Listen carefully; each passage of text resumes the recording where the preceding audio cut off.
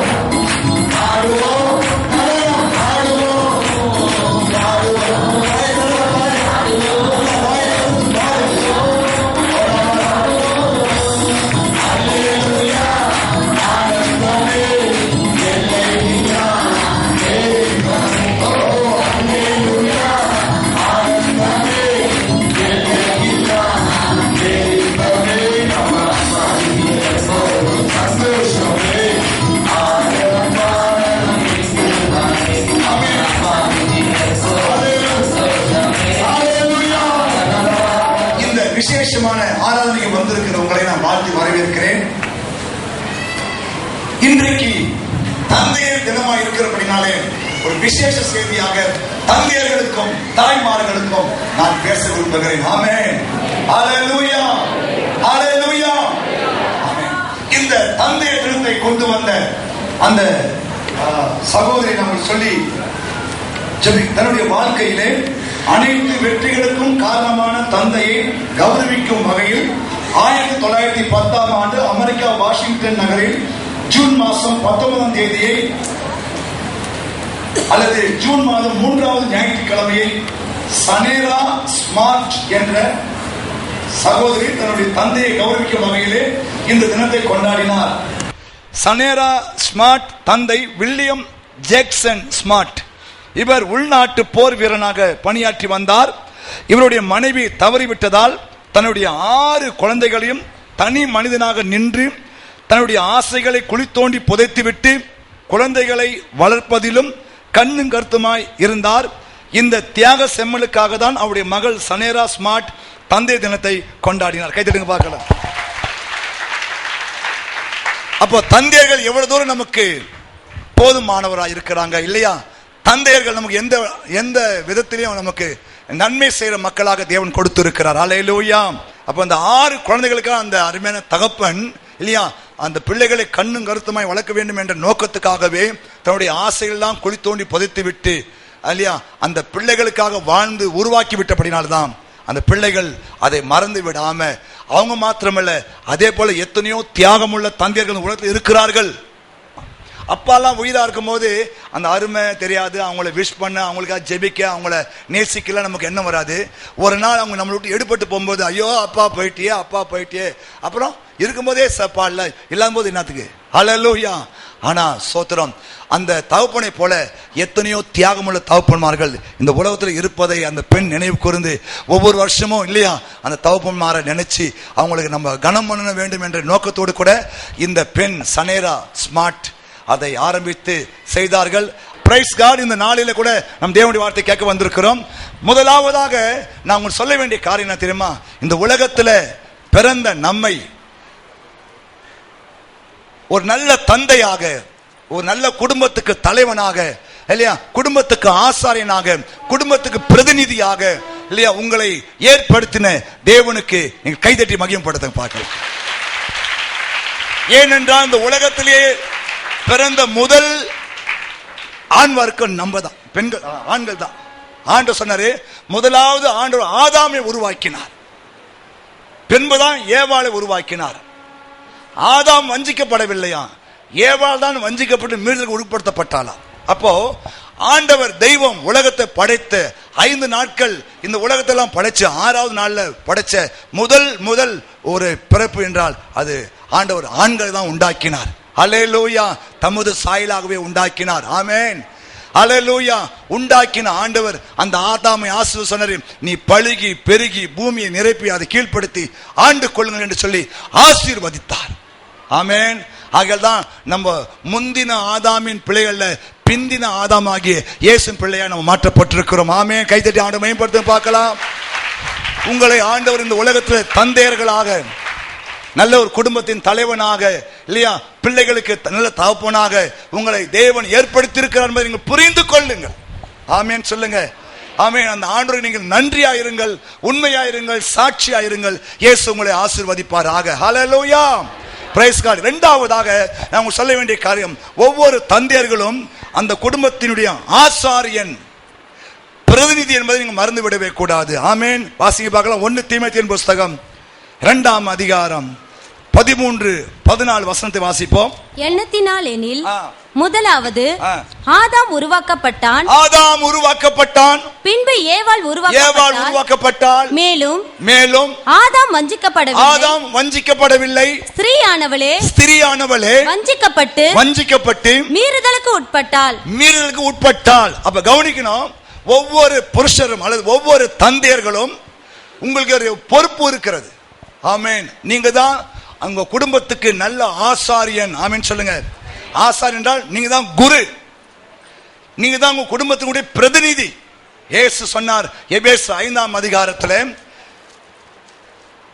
கிறிஸ்துவுக்கு பிதா தலையா இருக்கிறார், புருஷனுக்கு கிறிஸ்து தலையா இருக்கிறார். கவனிங்கள், மனைவிக்கு புருஷன் தலையா இருக்கிறார். கவனிக்கணும், ஒரு உத்தரவாதமான ஒரு பிரதித்துவத்தை ஆண்டவர் நமக்கு கொடுத்து இருக்கிறார். ஆமென் சொல்லுங்க. ஆமென். ஆமென். நமக்கு இயேசு தலையா இருக்கிறார். ஒவ்வொரு புருஷனுக்கும் இயேசு தலையா இருக்கிறார். ஒவ்வொரு மனைவிக்கும் புருஷன் தலையா இருக்கிறான். கிறிஸ்துவுக்கு பிதா தலையா இருக்கிறார். அல்லேலூயா. இப்படிப்பட்ட ஒரு நல்ல ஒரு பிரதித்துவத்தை இந்த ஆண்டவர் நமக்கு கிருபையாய் கொடுத்து இருக்கிறார். ஆமென். ஹல்லேலூயா. பைபிள் சொல்லுங்க, கிறிஸ்து எப்படி சபைக்கு தலையா இருக்கிறாரோ அதே போல ஒவ்வொரு புருஷனும் தன் குடும்பத்துக்கும் தன் பிள்ளைகளுக்கும் தலையா இருக்க வேண்டும். அதான் சொல்லுவாங்க, தலை சரியா இருந்துச்சுன்னா வாழு சரியா இருக்குங்க. ஏன் தெரியுமா? இந்த குடிச்சிட்டு ஆளு ஏன் தெரியுமா ஆடுறான்? சொல்லுங்க பார்க்கலாம். இந்த குடிக்கார ஆளு ஏன் ஆடுறாங்க, தள்ளாடுறாங்க? ஏன் சொல்லு பார்க்கலாம். ஏன்? கவனிங்க, குடிக்கும் போது அந்த போதை சிறுமூளையை பாதிக்கிறதாம். சிறுமூளையை பாதிக்கும் போது சிறுமூளை மயக்கம் அடைந்து தள்ளாட ஆரம்பிக்கிறது, நினைவை எழுந்து விடுகிறது. அல்லேலூயா. அதனால சொல்றாங்க தலை சரியா இருக்கணும். ஆமென். நீங்க யாரு? தலை. சொல்லுங்க, நான் ஒரு தலை. தலை சரியா இருந்துச்சுன்னா அந்த குடும்பம் நல்லா. ஒரு குடும்பத்துல புருஷன் சரியான ஆளா இருந்தா அந்த குடும்பம் சூப்பரான குடும்பம் மாறிடும். அல்லேலூயா. புருஷன் சரியில்லாம தான் குடும்பம் இன்னைக்கு தள்ளாடுது. நிறைய குடும்பங்கள் கஷ்டப்படு காரணம் புருஷன் சரியில்லை. ஆனா இன்னைக்கு ஆண்டவர் தந்தையர் தினத்துல நிச்சயமாக உங்களை ஒரு நல்ல ஒரு குடும்ப தலைவராக, நல்ல ஒரு தகப்பனாராக, இல்லையா, உங்க குடும்பம் உங்களை போற்றுகிற, உங்க குடும்பம் உங்களை ஆராதிக்கிற, உங்க குடும்பம் உங்களை கனப்படுத்துகிற தந்தையராக இயேசு மாற்றுவார், அற்புதங்களை செய்வார். ஆமென் சொல்லுங்க. அல்லேலூயா. அப்போ பைபிள் சொல்லுது, முதலாவது ஆதாம் உருவாக்கப்பட்டான், பின்புதான் ஏவாள் உருவாக்கப்பட்டாள். இல்லையா? ஆதாம் வஞ்சிக்கப்படவில்லை, ஏவாள் தான் வஞ்சிக்கப்பட்டு மீறலுக்கு உட்படுத்தப்பட்டிருக்கிறாள். ஆகையால் நீங்கள் எல்லா விதத்திலுமே தேவனாலே ஆசீர்வதிக்கப்பட்டிருக்கிறீங்க. ஹல்லேலூயா. ஆகையால் உங்களுக்கு நல்ல பொறுப்புகளை ஆண்டவர் வைத்திருக்கிறார். அதனை புரிந்து செயல்பட ஆரம்பிக்க வேண்டும். வாசிங்க பார்க்கலாம், வாசிங்க பார்க்கலாம். யோபு எழுதின புஸ்தகம் 1ஆம் அதிகாரம் 5ஆம் வசனம். யாரை வாசிங்க பார்க்கலாம். விருந்து செய்கிற அவரவருடைய நாள் முடிகிற போது, அவரவருடைய நாள் முடியும் போது, யோபு ஒருவேளை என் குமாரர்கள் பாவம் செய்து தேவனை தங்கள் இருதயத்திலே தூஷித்திருப்பார்கள் என்று சொல்லி அவர்களை அழைத்து அனுப்பி பரிசுத்தப்படுத்தி அதிகாலமே எழுந்து அவர்கள் எல்லாருடைய இலக்கத்தின்படியும் சர்வாங்க தகன பலிகளை செலுத்துவான். கவனிங்க, கொஞ்சம் நல்லா நிமிர்ந்து உட்காருங்க தந்தையர்களே, கவனிங்க. உங்களுக்கு ஆண்டவர் சில நல்ல பொறுப்பை வைத்திருக்கிறார். ஆமென். அழகா சொல்றது பைபிள். யோபு என்ற பக்தன், இல்லையா, நம்ம அடிக்கடி யோபு ஏன் தியானிக்கிறோம்னா, அவன் அந்த உலகத்துல வாழ்ந்த, உங்களை போல என்னை போல வாழ்ந்த ஒரு மனுஷன் தான். ஆனா அவன் தேவனுக்கு முன்பாக உத்தமனும் சன்மார்க்கனும் தேவனுக்கு பயந்து பொல்லாப்புக்கு விலகுகிற ஒரு நல்ல ஒரு தேவ மனுஷனா இருந்தான். ஹல்லேலூயா. அவனை நம் முன்மாதிரியை வைத்துக் கொள்ள வேண்டும். கவனிங்க, உங்க வாழ்க்கையை வைத்துதான் ஆண்டு உங்களை ஆசீர்வதிக்க போகிறார். ஹல்லேலூயா. நல்லா புரிஞ்சுங்க. நீங்க சரியான ஒரு தேவ பக்தி உள்ள ஒரு கணவனாக புருஷனாக இருக்கும்போது, நான் சொல்றேன், யோபு சொன்னார், ஆண்டவரே, யோபுடைய ஆஸ்தி ஐஸ்வர்யத்தை பார்க்கும்போது ரொம்ப ஆச்சரியமா இருந்தது, இல்லையா? ஆரம்பத்திலே அவனுக்கு 7000 ஆடுகள், 3000 ஒட்டகம், 500 ஏர் மாடுகள், 1000 கழுதைகள், 500 கழுதைகள், திரளான பணிவிடை. பாருங்க, ஒரு பெரிய ஐஸ்வர்யவானாக அல்லது கோட்டீஸ்வரனாக கர்த்தர் யோபை மாற்றினார், ஆசீர்வதித்தார். கைதட்டி மையப்படுத்துங்க. காரணம் என்ன? அவன் உத்தமனாக வாழ்ந்தான், சன்மார்க்கனாய் வாழ்ந்தான், தேவனுக்கு பயந்து பொல்லாப்பு விலகுகிற ஒரு நல்ல ஒரு தேவ பக்தி உள்ள புருஷனா இருந்தபடினால கர்த்தர் அவனை ஆசீர்வதித்தார். அல்லேலூயா. கவனிங்க, நான் தான் சொன்னேன் இல்லையா, ஜெபிக்கிற ஒரு மனைவி மூலமாக பிள்ளைகள் ஆசீர்வதிக்கப்படுவார்கள். ஆனால் ஜெபிக்கிற ஒரு கணவன் மூலமாக முழு குடும்பம் ஆசீர்வாதமாய் மாறிவிடும். முழு குடும்பத்துக்கும் ஆசீர்வாதம் கடந்து வரும். ஹல்லேலூயா. வீடு கட்டாத ஆள் வீடு கட்ட ஆரம்பிப்ப, இல்லையா? வண்டி வாங்காத ஆள் வண்டி வாங்க ஆரம்பிப்ப. இதெல்லாம் ஒரு குடும்ப தலைவன் ஜெபிக்கும் போது கர்த்தர் நன்மைகளை செய்ய ஆரம்பிப்பார். ஆமென் சொல்லுங்க. அங்கதான் தப்பு, பிசாசு அங்கதான் தப்பு பண்றான். நீங்க மட்டும் ஜெபம் ஆரம்பிச்சீங்கன்னா குடும்ப சூழ்நிலையை, குடும்பத்தையே தலைக்கீழாய் மாற்ற வல்லமையை கர்த்தர் கொடுத்து விடுவார் என்பதை பிசாசு அறிந்தான். இன்னைக்கு உங்களை ஜெபம் விடாம அவன் தடை பண்றான். இன்னைக்கு நீங்க விழித்தெழ வேண்டும். ஹல்லேலூயா. நீங்க விழித்தெழ வேண்டும். நீங்க மட்டும் முழங்கால் படியிட்டா உங்க குடும்ப சூழ்நிலையை கர்த்தர் தலைக்கீழாய் மாற்றி விடுவார். பாருங்க, 25 வருஷமா பிள்ளை இல்லாத இருந்த ரெபேக்காளுக்காக ஈசாக்கு தான் ஜெபம் பண்ண ஆரம்பிச்சாரா. கவனிங்க, பைபிள் போட்டு ரொம்ப அழகா போட்டிருக்கு. ஈசாக்கு ஜெபிக்க ஆரம்பித்தானாம். மலடியாய் இருந்த தன் மனைவிக்காக ஈசாக்கு கர்த்தரை நோக்கி வேண்டுதல் செய்தான். கர்த்தர் அவன் வேண்டுதலை கேட்டார். Praise the Lord. கை தட்டுங்க பார்க்கலாம். கர்த்தர் அவன் வேண்டுதலை கேட்டார். நான் தைரியமா சொல்ல முடியும், கர்த்தர் உங்க ஜெபத்தை கேட்கிறவர். ஏன் தெரியுமா? உங்களுக்கு 2 பிளஸ் பாயிண்ட். ஒன்னு, நீங்கள் தேவ சாயலாக உருவாக்கப்பட்டவங்க. 2வது, நீங்க எந்த மிருகங்களுக்கும் உட்படவில்லை. வாசம் இல்லையா? ஆதாம் உருவாக்கப்பட்டான், ஏவாளும் உருவாக்கப்பட்டால் ஆதாம் வஞ்சிக்கப்படவில்லை, ஏவாள் தான் வஞ்சிக்கப்பட்டிருக்கிறார்.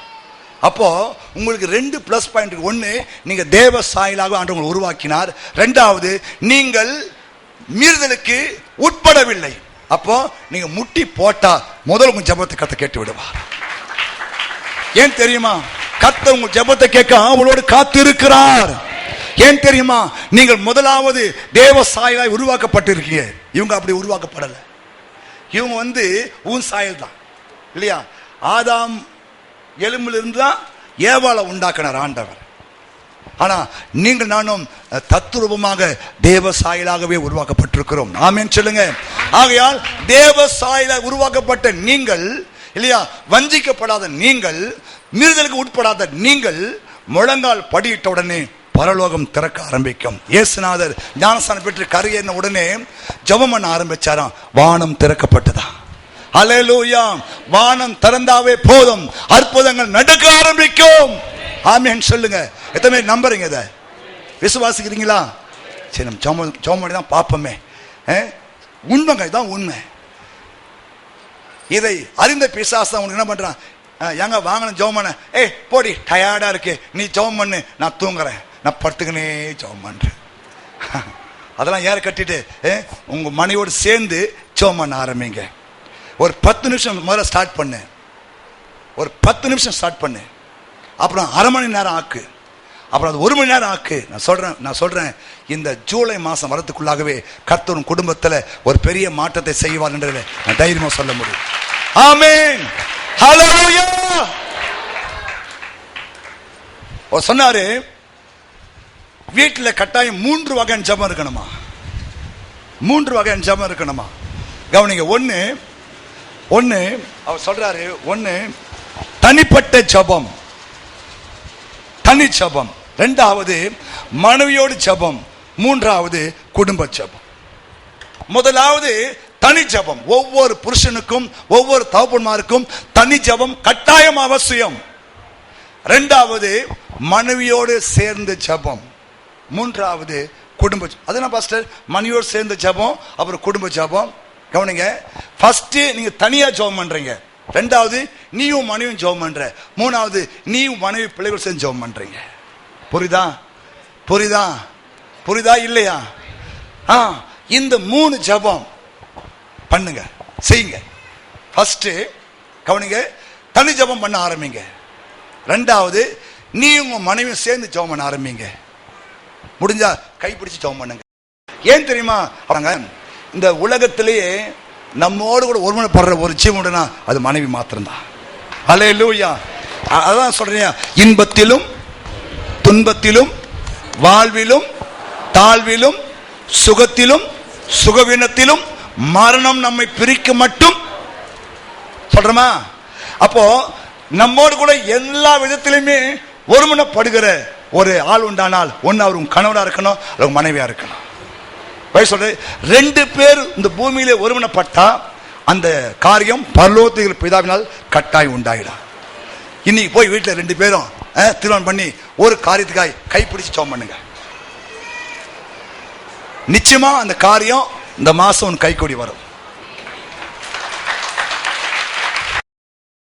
பூமியிலே 2 பேர் ஒருமனப்பட்டிருந்தால் அந்த காரியம் பரலோக பிதாவினால் உண்டாகும். ஆமென் சொல்லு.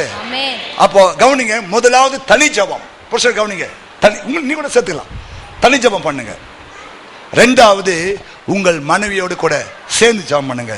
3வது மூன்றாவது, எங்களுக்கு யாருமே இல்லை பாஸ்டர், இயேசு கை பிடிச்சிக்கோ. ஆமென், ஹல்லேலூயா. அவர் உன் வலது கரத்தை பிடித்து சொல்றார் இல்லையா, ஆண்டவரே இது உங்களுடைய வலது கரம் ஆண்டவரே. கொரியாவில் பாஸ்டர் பாலி எங்கச்சோ இருக்காரு, 10,000 பேர் கொண்ட திருசபை பாஸ்டர் இருக்கிறாராம். அவருடைய ஸ்டேஜில் 3 சேர் போட்டுப்பாங்களாம், 3 சேர். இங்க யார் இருக்கிறாரா, பரிசுத்த ஆவியானவர் இருக்கிறார் என்ற விசுவாசத்தை கூட அவரோட பேசுவாராம். அவரும் அந்த விசுவாசத்தை கனப்படுத்தி பல காரியம் சொல்லிக் கொடுப்பாராம். நீங்க அவர் திருச்சபையில 10 லட்சம் பேர் இருக்கிறாங்க. உலகத்தில் மிக பெரிய சபையின் போதகர். ஆமென். வீட்டில் ஏசப்பா இதான் பூமியில 2 பேர் ஊனப்பட்டா. ஆமென். ஏன்னா பைபிள் நமக்கு ஒரு பேர் உண்டு, அவர் நம்முடைய மணவாளன். அல்லேலூயா. உலக பிரகாரமாய் மணவாளன் இருக்கிறாரோ இல்லையோ, உன்னதமான மணவாளன் இருக்கிறார். அவர் தான் உன்னை ஆயத்தப்படுத்தி கொண்டு நமக்காக இயேசு ஒரு ஒரு ஒரு திருமணத்தை ஆயத்தப்படுத்தி கொண்டிருக்கிறார், விருந்து ஆயத்தப்படுத்தி கொண்டிருக்கிறார் இல்லையா. மணவாட்டியை அலங்கரிக்கும்படியான இயேசு ஆயத்தப்படுத்தி கொண்டிருக்கிறார். ஒரு நாள் இயேசு மத்தியாக வரும்போது, தேவ எக்கால ஊதும் போது அவருடைய மணவாட்டியாக நீ நானும் பறந்து மேல போக போறோம். ஹல்லேலூயா. ஆகையால கவனிங்க, எதுவுமே ஃபீல் பண்ணாத, உனக்கு ஒரு நல்ல ஆத்தும மணவாளன் இயேசு கிருபையை கொடுத்திருக்கிறார். அவருடைய கையை பிடிச்சுக்கோ, நீதான் என்னுடைய ஆத்தும மணவாளன். அல்லேலூயா. என்னுடைய உலக பிரகாரமான மணவாளன் இல்லையா, இல்ல பல டோன்ட் வரி, இருந்தா அவர் கையை பிடிச்சுக்கோ, இல்லைன்னா இயேசு கையை பிடிச்சுக்கோ. ஆமென், அல்லேலூயா. அப்போ முதலாவது தனி ஜெபம், அது யார் உதவியும் தேவையில்லை, நீ தனியா ஜெபம் பண்ணலாம். 2வது உன் மனையோடு சேர்ந்து ஜெபம் பண்ணுங்க. 3வது குடும்பத்தோடு சேர்ந்து ஜெபம் பண்ணுங்க. கர்த்தர் ஜெபங்களை கேட்டு பெரிய காரியங்கள் செய்வார். ஆமென். இந்த யோபு கவனிங்க, யோபை கர்த்தர் ஆசீர்வதித்து, கவனிங்க நல்லா புரிஞ்சுங்க, உங்களுக்கு சொல்ல வரேன். என் வசனத்தை நீ கேட்டு அது மாதிரி செஞ்சினா உனக்கு ஆசீர்வாதம் கிடைக்கும். யோபு ஆண்டு ஏன் தம்மா ஆசீர்வதிச்சாரு?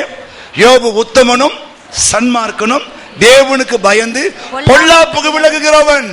மாத்திரமல்ல, ஒவ்வொரு நாளும் அதிகாலமே எழுந்து என் பிள்ளைகள் தேவனுக்கு பிரியமில்லாமல் பாவம் செய்திருப்பார்களோ இல்லையோ தெரியாது, ஆகையால் ஒவ்வொரு நாளும் அதிகாலமே எழுந்து தன் பிள்ளைகளுக்காக பலியிட்டு தேவனை கனப்படுத்துவான். ஆமேன். அதான் சொன்ன, ஒவ்வொரு தகப்பன்மாரும் உங்க குடும்பத்துக்கு ஒரு ஆசாரியன். ஆமேன்.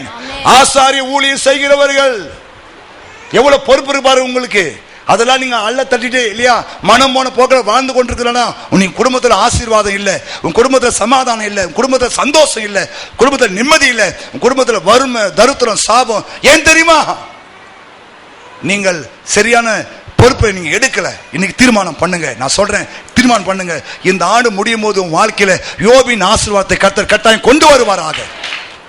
நேற்று ஒரு அது கொண்டு வரும் விஷயம் மறந்து போச்சு. சாதிக்காமல் சாவக்கூடாதான், சாதனை செய்யாம சாவக்கூடாதான். இந்த கொஞ்ச நாள் வாழ்க்கையில, இன்னும் கொஞ்ச நாள் வாழ்க்கையில சாதிக்க தீர்மானம் பண்ணு. வாலிபனே, புருஷர்களே, சாதிக்க தீர்மானம் பண்ணுங்க. சாதிக்காம சாதனை பண்ணாம நான் சாகக்கூடாது. ஆண்டவரே கேளு, ஆண்டவரே நான் இந்த 6 மாசம் வேஸ்டா போயிடுச்சு, இந்த 6 மாசம் நான் சாதிக்க விரும்புறேன். ஆண்டவரே, முதலாவது யோபு போல ஒரு நல்ல ஆசாரியனாக இல்லையா, என் குடும்பத்துக்காக, என் பிள்ளைகள் நான் ஜெபிக்க என்னை அர்ப்பணிக்கிறேன், ஒப்புக் கொடுக்க சொல்லி தீர்மானம் பண்ணி பாருங்க. நான் சொல்றேன், இந்த 6 மாசம் பிந்தின இந்த 6 மாசம் உனக்கு ரெட்டிப்பான ஆசீர்வாதத்தை கர்த்தர் வைத்திருக்கிறார். இது ப்ராஃபஸி. இந்த 6 மாசம் முந்தினதுன்ட்டாரு, இந்த 6 மாசம் பிந்தின்னு சொல்லிட்டாரு. அதனால இந்த ஜூன் மாசத்திலிருந்து இந்த டிசம்பர் மாசம் வரைக்கும் நான் ஜெபம் பண்றேன், நான் தனி ஜெபம் பண்றேன், குடும்ப ஜெபம் பண்றேன், என் மன்னோட ஜெபம் பண்றேன் சொல்லி ஜெபம் பண்ணி செஞ்சினா, நான் சொல்றேன், நீ செஞ்சினா இந்த ஆண்டை முடிக்கும் போது உண்மையாகவே இந்த யோபின் ஆசீர்வாதத்தை நீ கொஞ்சமாவது பார்க்க இயேசு உதவி செய்ய. நம்பிக்கையோடு விசுவாசமா கைதட்டு. பிந்தின ஆதாமாகிய இயேசு நம்ம வாழ்க்கையை மாற்ற வந்திருக்கிறார். ஆமென் சொல்லுங்க. பிந்தின ஆதாம இயேசு தான் நம்ம மேல அக்கறை உள்ளவராக இல்லையா பயப்பாடு. எங்களை வாழ வைக்க வெண்கல சர்ப்பமானி நோக்கி பார்த்ததினால் விளைத்து கொண்டோம் ஐயா. உண்மைதானே இல்லையா? வேதம் தெளிவா சொல்றது 53 ஏசாயா 53 மெய்யாகவே மெய்யாகவே நான் உங்களுக்கு சொல்லுகிறேன், அவர்தாமே நம்முடைய பாடுகளை ஏற்றுக்கொண்டு நம்முடைய துக்கங்களை சுமந்தார். ஆமென். இல்லையா? 2 கொரிந்தியர், நீங்கள் ஐஸ்வர்யவான்களின்படி இயேசு உங்களுக்காக தரித்திர ஆயினார் என்று வேதம் சொல்கிறது. ஆமென். நம்முடைய கர்த்தராகிய இயேசு நம்முடைய கர்த்தராகிய இயேசுவின் கிருபையை அறிஞ்சிருக்கிறோமே. அவர் ஐஸ்வர்யம் உள்ளவராய் இருந்தும் நீங்கள் அவருடைய தரித்திரத்தினாலே ஐஸ்வர்யவான்களாகும்படி உங்கள் நிமித்தம் சொல்லு, உங்கள் நிமித்தம் சொல்லு, என் நிமித்தம் இயேசு தரித்திரனானார். என் நிமித்தம் இயேசு தரித்திரனானார். ஏன்? உங்களை ஐஸ்வர்யவான்களாக ஆக்கும்படி இயேசு உங்களுக்காக தரித்திரனானார். கையை மேம்படுத்து. ஆமென். அப்ப இயேசுவின் ஐஸ்வர்யம் உனக்கு வர வேண்டுமா? வர வேண்டுமா? வர வேண்டுமா? இந்த பிந்தின 6 மாசம் உன் வாழ்க்கையில நல்ல ஒரு செழிப்பான நாட்களாய் மாற வேண்டுமானால் இன்னைக்கு தீர்மானம் எடு. தந்தைகளே தீர்மானம் எடுங்க. இல்லையா? நீங்கள் யோபை போல ஒரு நல்ல ஆசாரியனாக வாசிக்கலாமா? இன்னொரு வசனம் வாசிக்கலாமா? 1 தீமோத்தேயு புஸ்தகம் 2:8. அன்றியும் புருஷர்கள் கோபமும். புருஷர்களை கவனிங்க, தந்தையரை கவனிங்க. ஏமா அவங்களுக்கு மாத்திரம் உங்களுக்கு சேர்த்து பேசிக் கொண்டிருக்கிறேன். ஆமென். கிறிஸ்துவுக்குள் ஆண் ஒன்றும் இல்லை, பெண் ஒன்றும் இல்லை. ஆமென். ஆகையால் நீ கூட இந்த வசந்தா அங்கீகரிச்சுக்கிறான். இது வரைக்கும் நீ ஜெபம் பண்ணாம இருந்தா இன்னைக்கு ஜெபம் பண்ண ஆரம்பி. தனிப்பட்ட ஜெபம் பண்ண ஆரம்பி. குடும்ப ஜெபம் பண்ண ஆரம்பி. இல்லையா? உன் கண்ணோடு கூட சேர்ந்து ஜெபம் பண்ண ஆரம்பி. கர்த்தர் உன்னுடைய வாழ்க்கையிலும் அந்த பிந்தின ஆதாமாகிய இயேசுவின் ஆசீர்வாதத்தை, இல்லையா, யோபின் ஆசீர்வாதத்தை உங்க வாழ்க்கையில நீங்க காண இயேசு உதவி செய்வார்.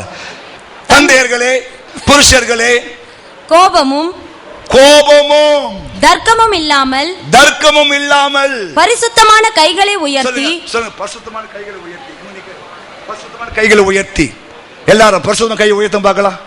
உன் கை பரிசுத்தமான கைன்னு ஆண்டு சொல்றாரு. என் கையா பாஸ்டர்? இந்த கையில எத்தனை சீடு பிடிச்சேன் பாஸ்டர், எத்தனை பீடி பாஸ்டர், பரவாயில்ல. இந்த கையால தான் கப்பு பிடிச்சேன் பாஸ்டர், இந்த கையால தான் இன்னைக்கு கூட நான் அந்த டாஸ்மா பிடிக்கிறேன்னா இன்னையோட விட்டுடு. இப்ப கை உயர்த்து சொல்லு.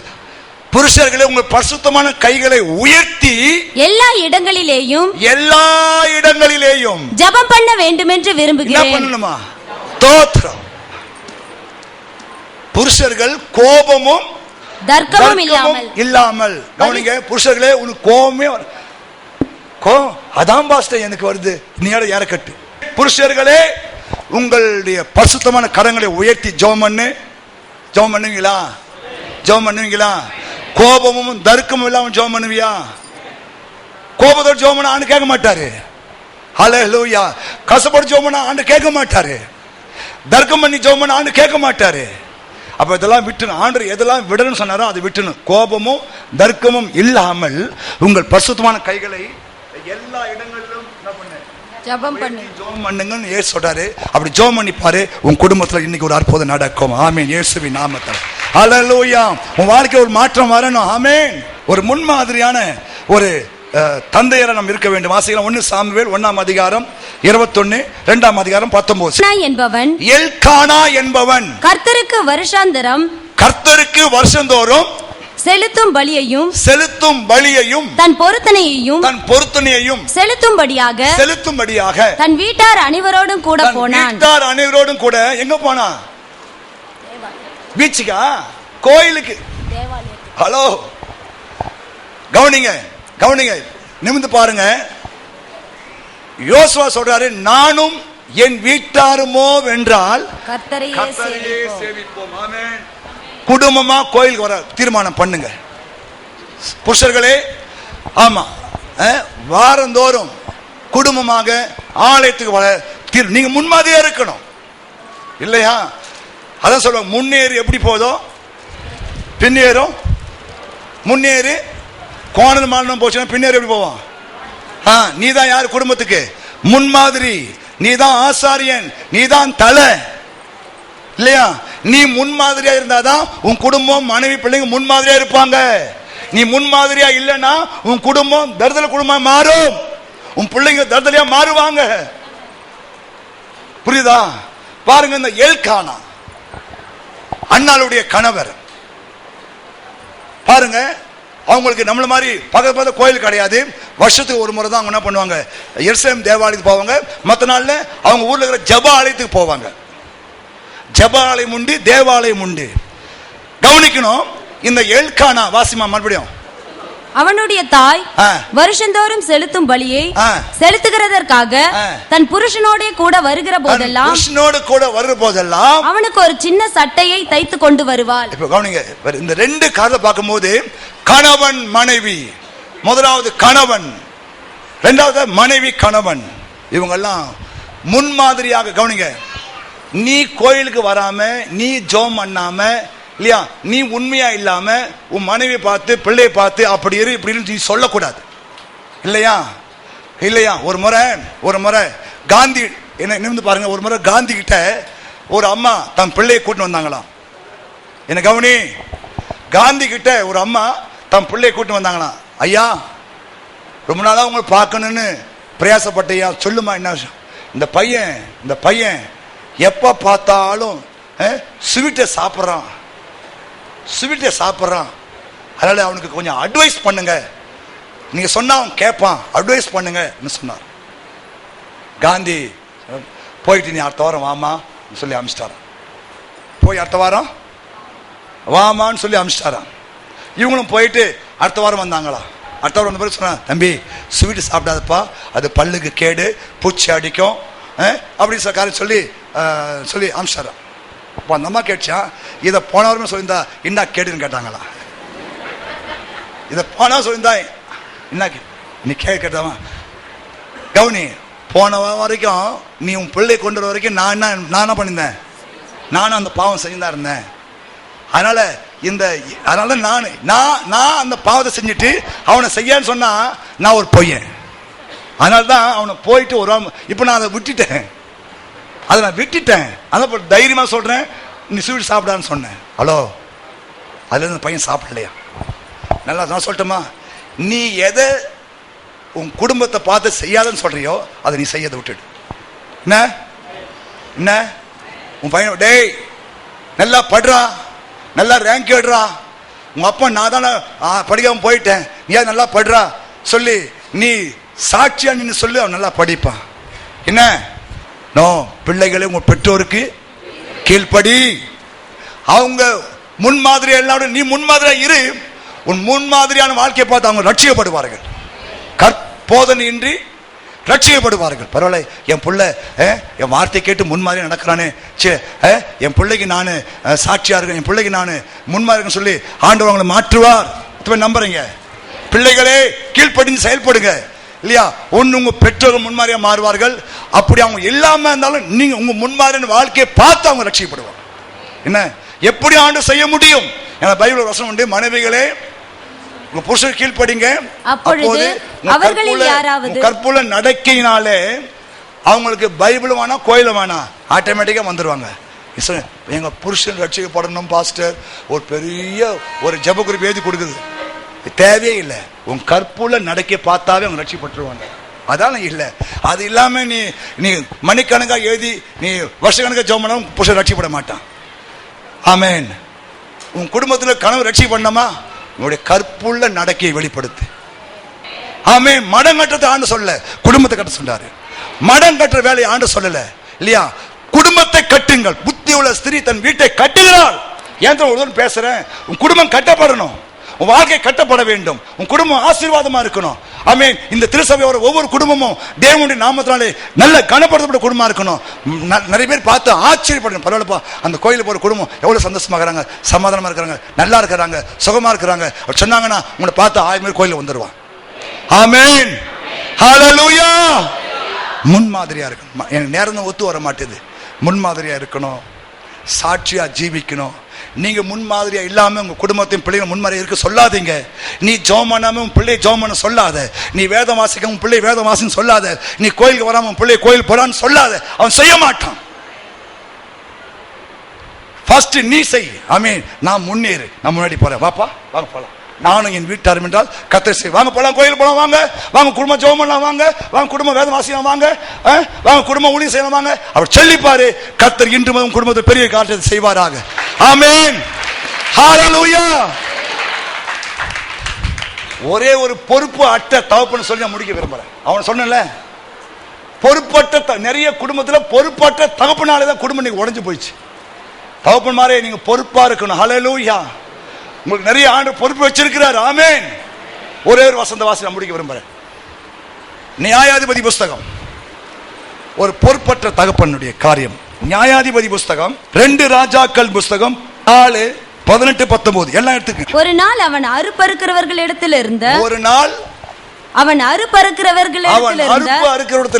இருந்த தன் தகப்பனண்டைக்கு போய்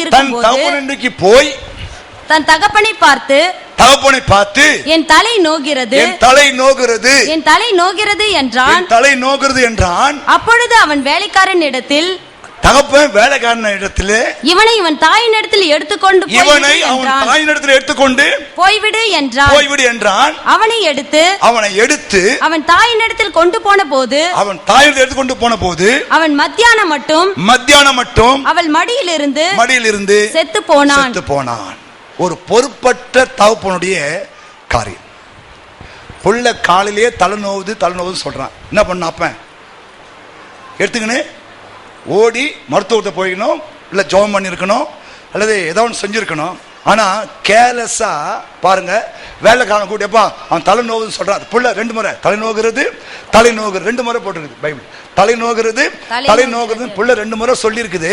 என்ன பண்ண, ஒரு நல்ல பொறுப்பு தவிப்பேன் உடனே வேலை வீட்டில் தூக்கி எட்ட போட்டு, இல்லையா எல்லாத்தையும் எட்ட போட்டு பிள்ளை தூக்கணும். என்ன பண்ண, ஓடி ஒன்று ஜோம் பண்ண போயிருக்கணும், இல்லை வீட்டுக்கு கொண்டு போயிருக்கணும், இல்லை மருத்துவமனை கொண்டு போயிருக்கணும், இல்லை வைத்தியம் பார்த்துருக்கணும். ஆனா அவன் அதை செய்யாத பாருங்க, வேலைக்காரன் கையில கொடுத்துட்டு என்ன பண்றான், போய் அம்மாட்ட கொண்டு விடுறான்னு சொன்னா அந்த குழந்தை அம்மாட்ட போய் மடியில தன் உயிரை விட்டுருச்சு. தகப்பன்மாரே கவனி, உன் பொறுப்பற்ற காரியங்கள். சில பெற்றோர்கள் கவனிங்க, நமக்கு ஆண்டவர் பிள்ளைகள் கர்த்தரால் வரும் சுதந்திரம். புரியுதா? ஆண்டவனுக்கு கொடுத்த பெரிய கிஃப்ட் பிள்ளைகள். புரிஞ்சுதா? பொறுப்பா இருக்கணும். அந்த பிள்ளைகளுக்காக யோபு மாதிரி ஒன்ன திறந்தவர் ஜெபிக்கணும், பிள்ளைகளுக்காக ஜெபிக்கணும். ஆமென் சொல்லு. பொறுப்பற்ற தன்மையை வாழ்ந்தினா உன் பிள்ளைகளை பிசாசு தொட்டு விடுவான். பொறுப்பற்ற தகப்பன்மார்கள் தன் பிள்ளைகளை கர்சனை எடுக்காம ஜெபிச்சு அனுப்பாம, இல்லையா இவங்களே லேட்டா ஏந்து வேகமா அனுப்பி ஜெபமனம் அனுப்பிச்சு விட்டுருதுங்க. தேவனுடைய பாதுகாப்பு இல்லாமலே போய் விடுகிறது. நான் சொல்லட்டுமா, உன் பிள்ளைகளை இம்மட்டும் தெய்வம் பாதுகாத்து இருக்கிறார். இனிமேலும் உன் பிள்ளைகள் வாழ்க்கை எதிர்காலம் நல்லா இருக்கணும்னா கவனிங்க, நீங்கள் பொறுப்புள்ள தகப்பனாக பிள்ளைகளுக்காக ஜெபிக்க, பிள்ளைகளுக்காக நேரம் எடுத்து பேச, பிள்ளைகளுடைய தேவைகளை சந்திக்க, பிள்ளைகளுக்கு நீங்க செய்ய வேண்டிய கடமைகளை செய்ய, இல்லையா மாத்திரமல்ல பிள்ளைகளுக்காக இரவும் பகலும் தெய்வ சமூகத்தில் நோக்கி ஜெபிக்க, நீங்களும் 128ஆம் சங்கீதம் சொல்ல போல கர்த்தருக்கு பயந்து, இல்லையா அவர் வழிகளை நீங்கள் ஃபாலோ பண்ண நீங்க தீர்மானம் பண்ணீங்கன்னா நான் சொல்றேன், உன் பிள்ளைகள் ஒளிமர கன்றுகளைப் போல ஓங்கி வளருவார்கள். கர்த்தர் உன்னை சீயோனிலிருந்து உன்னை ஆசீர்வதிப்பார். உன் ஜீவனுள்ள நாளதான் எருசலேம் வாழ்வை காண்பாய். உன் பிள்ளைகளின் பிள்ளைகளையும் இஸ்ரவேலுக்கு உண்டான சமாதானத்தையும். புரியுதா? இதெல்லாம் யாருக்கு பேசினார் ஆண்டவர்? ஆமா பாஸ்டர், நான் பொறுப்பட்டு தான் இருக்கேன் பாஸ்டர்.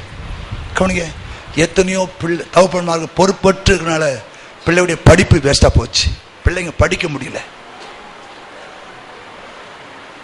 நிறைய பொறுப்பற்ற தகப்பன் மூலமாக, இல்லையா குடும்பம் உடைஞ்சு போயிருக்கு. தயவு செய்து இன்னைக்கு இந்த தந்தை தினத்துல தகப்பன்மார் எல்லாரும் நல்ல தீர்மானம் எடுங்க, முன்மாதிரியா வாழுங்க, ஜெபம் பண்ணுங்க. பிள்ளைகளுக்கு நீங்க பொறுப்புள்ள தகப்பனா இருங்க. அப்படி இருக்கும்போது நான் சொல்றேன், இந்த 3வது வாரத்திலிருந்து வாழ்க்கையில குடும்பத்துல இஸ்ரவேலின் தேவனாய் கர்த்தர் சீயோனிலிருந்து உன்னையும் குடும்பத்தின் பிள்ளைகளையும் ஒரு ஆசீர்வதிக்க ஆரம்பிப்பார். என் பிள்ளை என் வார்த்தை கேட்டு முன்மாதிரி நடக்கிறானே, என் பிள்ளைக்கு நானு சாட்சியா இருக்கு, என் பிள்ளைக்கு நானு முன்மாதிரி சொல்லி ஆண்டவரை மாற்றுவா நம்புறீங்க. பிள்ளைகளே கீழ்ப்படிந்து செயல்படுங்க. இல்லையா ஒண்ணு உங்க பெற்றோர் முன்மாதிரியா மாறுவார்கள். அப்படி அவங்க இல்லாம இருந்தாலும் நீங்க உங்க முன்மாதிரி வாழ்க்கையை பார்த்து அவங்க ரட்சிக்கணும். எப்படி அவங்க செய்ய முடியும்? பைபிள் வசனம் உண்டு, மனைவிகளே புருஷன் கீழ்ப்படிங்க, அப்போது கற்புல நடக்கையினாலே அவங்களுக்கு பைபிள் வேணாம் கோயில வேணாம் ஆட்டோமேட்டிக்கா வந்துடுவாங்க. நீங்க புருஷன் கட்சியில் படணும் பாஸ்டர், ஒரு ஜபம் தேவையில்லை. கற்புல நடக்கை பார்த்தாலே மகிழ்ச்சிப்படுத்துவாங்க. அதாவது இல்லை, அது இல்லாம நீ மணிக்கணக்கா எழுதி நீ வருஷங்களுக்கு ஜபம் புருஷன் ரட்சிப்பட மாட்டான். ஆமென். உன் குடும்பத்துல கனவு ரட்சி பண்ணலாமா? ஒரு கற்புள்ள நடக்கையை வெளிப்படுத்தும்.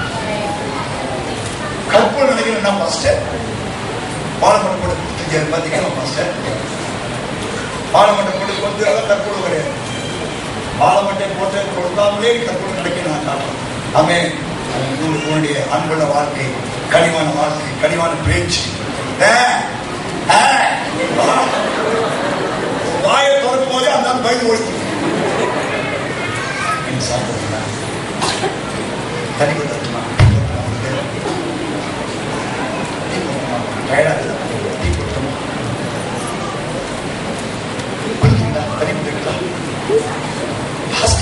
இப்படி பேசினா நான் அவனுக்கு அடிமையாக பாஸ்டர். எந்த பாஸ்டர்?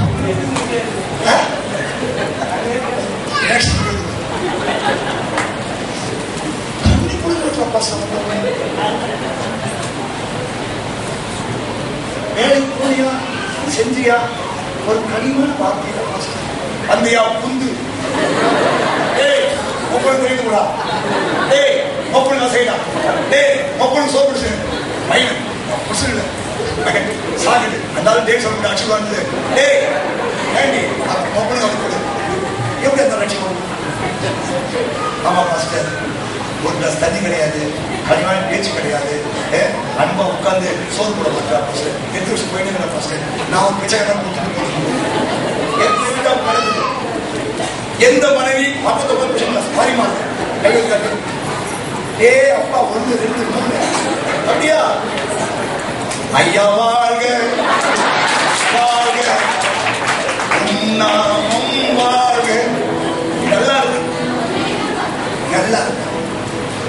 ஆனா 99% குடும்பத்துல பிச்சைக்காரன் போற மாதிரி ஒப்பனை சோறு போட்டு வச்சுக்கிறேன் போ சொல்லு தந்த சோறு சொன்னா தந்த சோறு கூட எங்க சாப்பிடுறீங்களா? சாப்பிடுறது நல்ல பழக்கம் வச்சிருக்கிறேன், டேஸ்டா வச்சிருக்கிறேன், சாப்பிடுங்க சாப்பிடுன்னு சொல்லி பாரு. ஏமா நான் கட்டாயம் சொல்லி போய் போகிறேன், நீ வானாட வருவேன், சண்டை போட்டு வருவான், சண்டை போட்டு வருவான், நீ என்ன வானா சொல்ல வருவேன், எனக்கு இட்டுவோ எனக்கு இட்டுவோ இப்போ ஓடி நீ போற போய் நான் வந்து நாளைக்கு சொல்றாங்களா? ஆமா கூப்பிட்டா நீ போற போய் நான் வரமாட்டேன், அந்த கோயிலுக்கு போறேன், அந்த கோயிலுக்கு போறேன், அந்த கோயிலுக்கு வர ஒரு அம்மா என்ன பார்த்து ரொம்ப அன்பா சிரிக்குது, அன்பா பேசுது,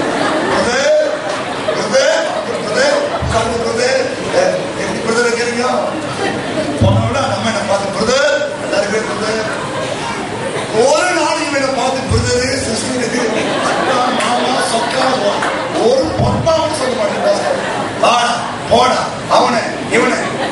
அதனால நான் அந்த கோயிலுக்கு தான் போவேன், உன் கோயில் வரமாட்டேன், உன் கூட வரமாட்டேன் சொல்றாங்களா? எந்த வீட்டு சொல்றாங்க மாதிரிலாம் ஏன் மாசம் கை ஒட்டி மாறணும்.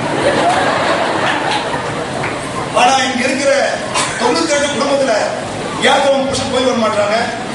இதான் இன்னைக்கு என்ன பண்ணு தந்தையர் இடத்துல நீங்க என்ன பண்ண தீர்மானம் எடுங்க, இனி நான் என்ன பண்ணுவேன், கணவரை அன்பா நேசிப்பேன், கற்பு நடக்கை வெளிப்படுத்துவேன், நான் கேட்கிற சத்தியத்தை கேட்டு அப்படி நடக்கிறேன், கீழ்படிவேன் இல்லையா, ஒரு கரிசனை செய்வேன்.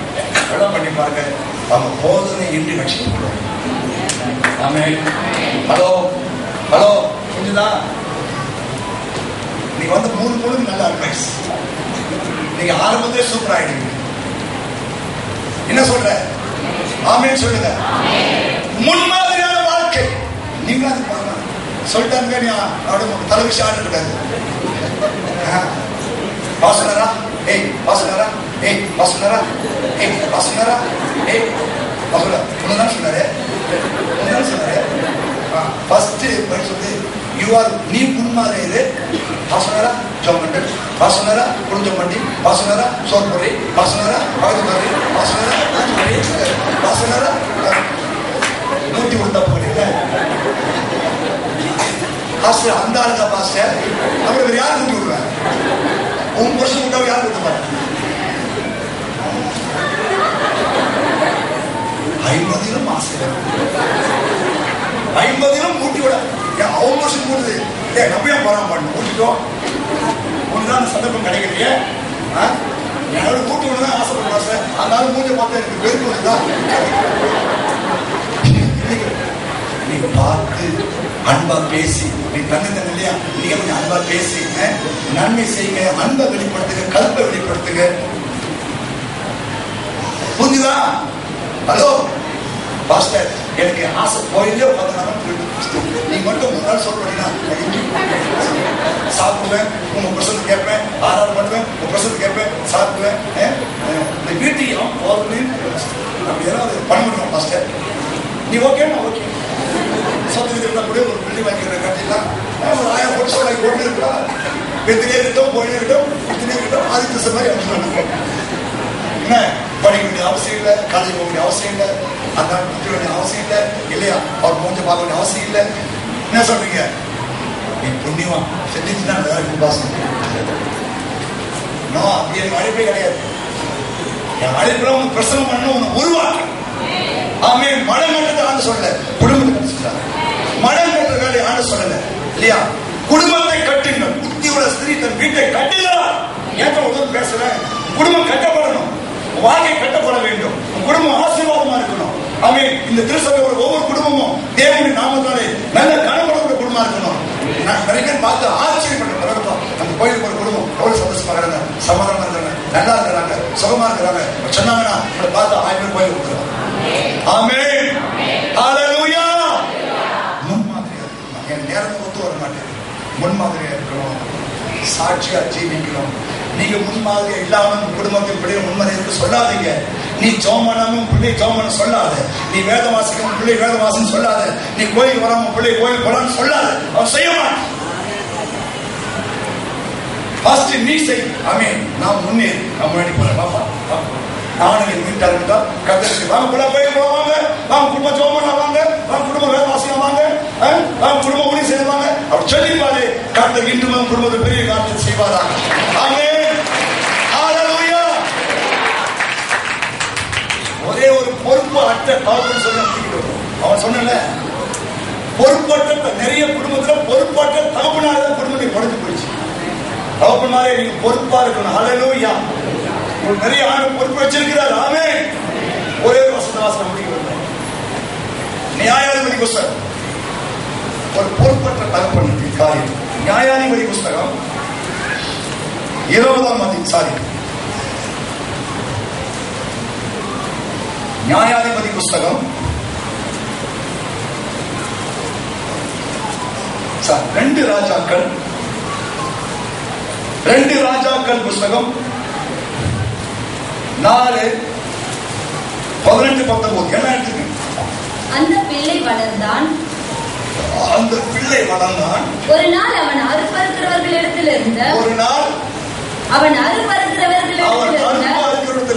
இருந்த தன் தகப்பனண்டைக்கு போய் தன்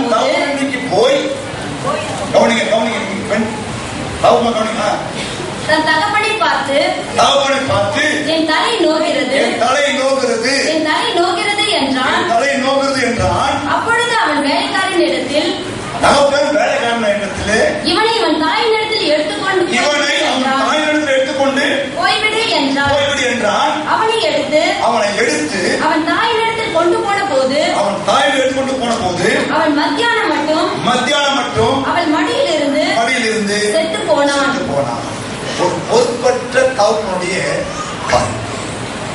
உள்ள காலையே தரணும் சொல்றாங்க. என்ன பண்ணாம எடுத்துக்கினே ஓடி மருத்துவத்தை போயிடணும், இல்ல ஜோம் பண்ணிருக்கணும், அல்லது ஏதோ ஒன்று செஞ்சிருக்கணும்.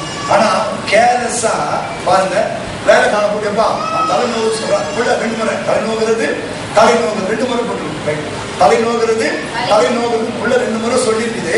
என்ன பண்ண ஒரு நல்ல பொறுப்பு பார்ப்பேன். உடனே வேலை வெட்டி எட்ட போட்டு இல்லையா அலத்தி எட்ட போட்டு பிள்ளைக்கு என்ன பண்ண ஓடி ஒன்னு ஜோம் பண்ண போயிருக்கணும், இல்ல வீட்டுக்கு கொண்டு போயிருக்கணும், இல்ல மருத்துவமனை கொண்டு போயிருக்கணும், இல்ல வைத்தியம் பார்த்துருக்கணும். ஆனா அவன் அதை செய்யாத பாருங்க, வேலைக்காரத்து கையில கொடுத்துட்டு என்ன பண்றான், போய் அம்மாட்ட கொண்டு கொடுறான்னு சொன்னான். அந்த குழந்தை அம்மாட்ட போய் மண்ணில தம்பி தகுமாரே பொறுப்பற்ற காரியங்கள். சில பெற்றோர்கள் கவனிங்க, நமக்கு ஆண்டவர் பிள்ளைகள் கர்த்தரால் வரும் சுதந்திரம். ஆண்டவர் கொடுத்த பெரிய கிஃப்ட் பிள்ளைகள். கொஞ்சம் பொறுப்பா இருக்கணும். அந்த பிள்ளைகளுக்கு யோகர் ஒண்ணு தரணும், ஜெபிக்கணும். பிள்ளைகளை ஜெபிக்கணும். ஆமென் சொல்லு. பொறுப்பற்ற தன்மையை வாங்கினா பிள்ளைகளை பிசாசு தொட்டு விடுவான். இந்த கடைசி நாள் வந்திருக்கிறோம். உங்க பிள்ளைகளை பிசாசு ஒவ்வொரு நாளும் நியூஸ் பாருங்களேன். சிறுமி பாலியல் பலாத்காரம் செய்ய காலங்கள் நியூஸ் பட்டா சிறுமி பாலியல் பலாத்காரம் செய்யப்பட்டார். பள்ளிக்கூடம் போன குழந்தை லாரிக்குள்ள அகப்பட்டு கொண்டது. வருதா செய்தி? வருதா இல்லையாமா? ஏன் வருது? பொறுப்பற்ற தகப்பன்மார்கள் தன் பிள்ளைகளை கசன் எடுக்காம ஜெபிச்சு அனுப்பாம இல்லையா, இவங்களே லேட்டா ஏந்து வேகமா அனுப்பி ஜோமனம் அனுப்பிச்சு விடுதுங்க. தேவனுடைய பாதுகாப்பு இல்லாமலே போய்விடுகிறது. சொல்லட்டுமா, உன் பிள்ளைகளை இன்னும் தெய்வம் பாதுகாத்து இருக்கிறான். இனிமேல் உன் பிள்ளைகள் வாழ்க்கை எதிர்காலம் நல்லா இருக்கணும்னா கவனிங்க, நீங்கள் பொறுப்புள்ள தகப்பனாக பிள்ளைகளுக்காக ஜெபிக்க, பிள்ளைகளுக்காக நேரம் எடுத்து பேச, பிள்ளைகளுடைய தேவைகளை சந்திக்க, பிள்ளைகளுக்கு நீ செய்ய வேண்டிய கடமைகளை செய்ய இல்லையா, மாத்திரமல்ல பிள்ளைகளுக்காக இரவும் பகலும் தெய்வ சமூகத்தை நோக்கி ஜெபிக்க, நீங்களும் 128 சொல்றல கர்த்தருக்கு பயந்து இல்லையா அவர் வழிகளை நீங்கள் ஃபாலோ பண்ண நீங்க தீர்மானம் பண்ணீங்கன்னா சொல்றேன், உன் பிள்ளைகள் ஒளிமர கண்களை போல ஓங்கி வளர்வார். கர்த்தர்களை சீயோனில் உன்னை ஆசீர்வதிப்பார். உன் ஜீவனுடன் இயேசு வாழ்வை காண்பார். பிள்ளைகளின் இஸ்ரவேலுக்கு உண்டான சமாதானம். இதெல்லாம் யாரும் பேசுறாங்க? ஆமா பாஸ்டர், பொறுப்பட்டுதான் பாஸ்டர். எத்தனையோ கவர்மெண்ட் பொறுப்பற்றதுனால பிள்ளைகளுடைய படிப்பு வேஸ்டா போச்சு. பிள்ளைங்க படிக்க முடியும். நிறைய பொறுப்பற்ற தகப்பன் மூலமாக இல்லையா குடும்பம் வளைஞ்சு போயிருக்கு. தயவு செய்து இன்னைக்கு இந்த பந்தய நிலத்துல தகப்பன்மார் எல்லாரும் நல்ல தீர்மானம் எடுங்க, முன்மாதிரியா வாழுங்க, ஜபம் பண்ணுங்க. பிள்ளைகளுக்கு நீங்க பொறுப்புள்ள தகப்பனா இருக்க இருக்கும்போது நான் சொல்றேன், இந்த 3வது வாரத்திலிருந்து வாழ்க்கையில குடும்பத்துல இஸ்ரவேலின் தேவனாய் கர்த்தர் சீயோனிலிருந்து உன்னையும் குடும்பத்தின் பிள்ளைகளில் ஆசீர்வதிப்பார்.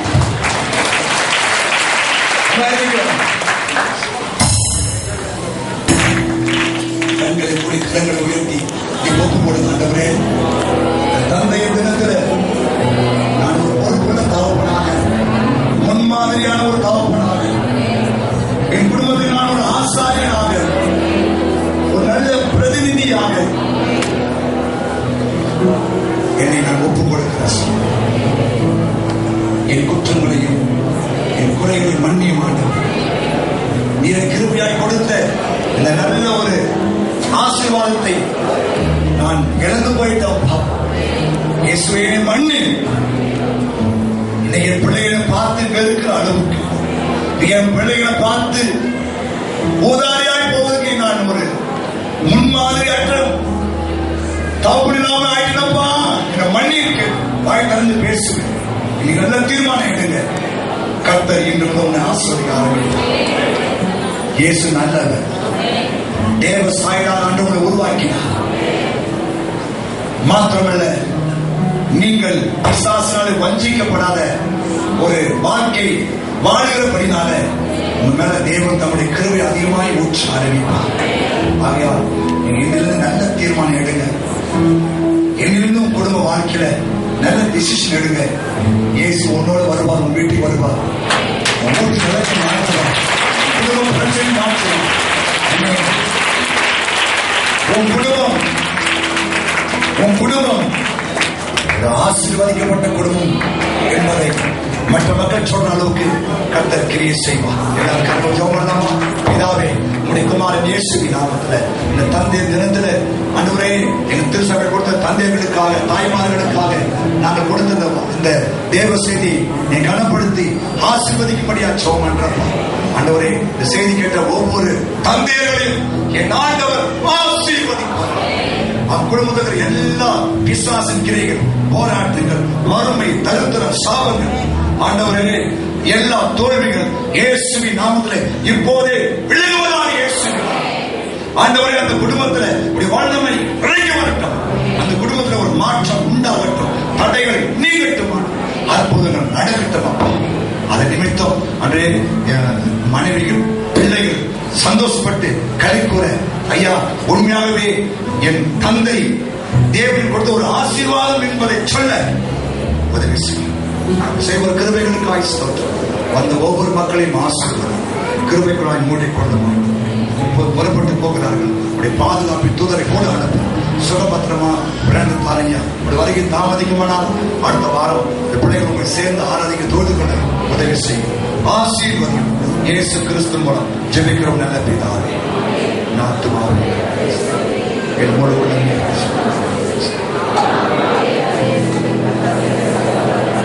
நம்முடைய பிதாவாகி தேவனுடைய கர்த்தராகிய இயேசு கிறிஸ்துவின் கிருபை பரிசுத்த ஆவியானவரின் அன்பின் ஐக்கியம் இப்போதும் எப்போதும் சதா காலம் விசேஷமாய் தந்தையர் தினத்தில் இன்னைக்கு ஆணைத்து வந்து வார்த்தை கேட்ட ஒவ்வொரு தந்தையர்களிடம் அனாதியாய் என்றென்றைக்கும் தங்கி கனப்படுத்துவதாக.